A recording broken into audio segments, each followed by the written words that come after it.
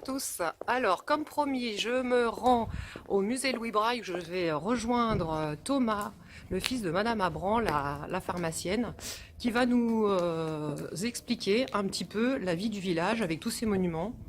C'est quelqu'un qui est passionné par le patrimoine et ça va être super sympa de partager ça avec lui.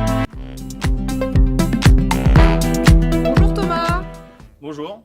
Alors Thomas, je suis venue à ta rencontre parce que je sais que tu es un passionné de patrimoine, hein. On a discuté ensemble quand j'allais faire mes courses à la pharmacie parce que tu es le fils de Madame Abran. Et voilà, donc tu m'as proposé de m'accompagner pour faire le tour du village car tu es un passionné. Donc voilà, on est devant la maison Louis Braille. Donc qu'est-ce que tu peux me dire sur cette maison? Cette maison, en fait, c'est la première chose qu'on visite quand on est enfant à Couvray. Moi, j'ai passé toute mon enfance ici, à l'école Suzanne Aubry dans l'îlot Saint-Pierre. Et c'est vrai que la maison de Louis Braille, c'est la première chose qu'on visite quand on est enfant ici, parce que c'est vraiment ce qui est le plus connu de Couvray. C'est-à-dire que Louis Braille, il est né ici en 1809. Et la première chose qu'on apprend de l'histoire à Couvray, outre ce qu'on apprend dans les livres d'histoire, c'est vraiment notre patrimoine, qui est très riche. Il faut savoir que Couvray, c'est un petit village, mais qui a eu une importance tout au fil de l'histoire de France, et notamment grâce à Louis Braille, donc, qui est né ici le 4 janvier 1809, et qui très tôt a dû quitter Couvray, puisqu'à l'âge de 5 ans, il a eu... en jouant dans l'atelier de son père qui fabriquait des outils en cuir et des objets en cuir. Il s'est blessé à l'œil. Malheureusement pour lui, à 6 ans, son deuxième œil s'est infecté. Donc il avait continué à avoir une scolarité normale à Couvray, mais le maître d'école et le curé de la paroisse de Couvray, de l'église Saint-Denis, ont réussi à le faire rentrer après de nombreux courriers à l'Institut Royal. On réussit à le faire rentrer en 1819 à l'Institut Royal des Aveugles de Paris, donc il y a exactement 200 ans.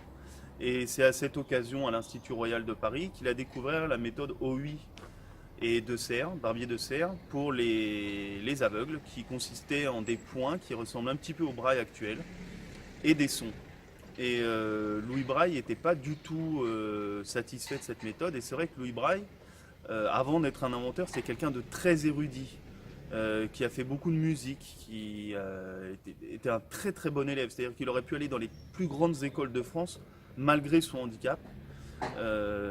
Mais avec ce handicap, en fait, il s'est servi de ce handicap pour offrir aux autres aveugles de Paris la méthode du braille, qui est faite de poinçons, et qui est le seul langage au monde, qui est le langage universel. Donc là, on se trouve devant sa maison, dans laquelle il est né, et dans laquelle il a habité jusqu'à ses 6 ans avant d'aller à Paris, et dans laquelle il revenait toujours quand il était fatigué ou quand l'Institut Royal des Aveugles de Paris du 5e arrondissement était fermé.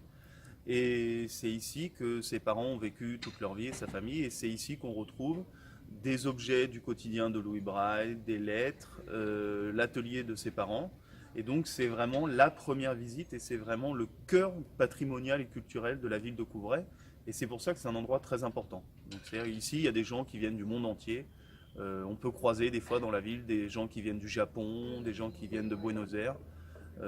Moi, pour être allé souvent à Buenos Aires, il y a une statue de Louis Braille à Buenos Aires. Il y a beaucoup d'aveugles du monde entier qui viennent ici pour voir où a vécu, où est né l'inventeur, le créateur du Braille. Ah bah c'est super Thomas. Alors moi pour la petite histoire c'est vraiment très particulier mais moi j'avais un grand-père et une grand-mère qui étaient aveugles, un grand-père aveugle de naissance et une grand-mère aveugle par une maladie. Et quand je suis arrivée à Couvray je connaissais pas du tout l'histoire du musée Le Braille et j'ai trouvé ça très drôle de venir à la rencontre de ce musée et connaître le Braille que j'avais connu enfant en fait et je ne savais pas à quoi ça correspondait. Donc c'est vraiment un hasard. Et ce qu'il y a, c'est qu'il y a beaucoup de gens, moi, Ouais. alors moi je suis docteur en archéologie, maintenant je travaille dans les médias, mais j'ai fait de l'archéologie et de l'histoire toute ma vie.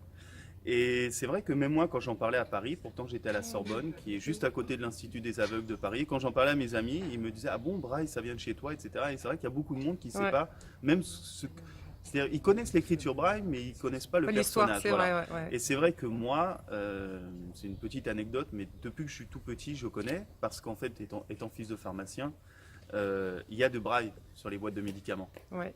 Et les gens n'y pensent pas souvent, mais c'est à ce moment-là qu'on se rend compte de l'impact que Louis Braille a eu sur le monde Sur entier. le monde, ouais, c'est ça. Parce que dans le monde entier, on retrouve des objets en braille. C'est-à-dire que moi, quand je vais à Rome dans le métro, les plans sont en braille. Quand on Ouais. va dans n'importe quel pays du monde, il y a du braille. Et tout a commencé ici, en fait, dans Ah. ce petit village.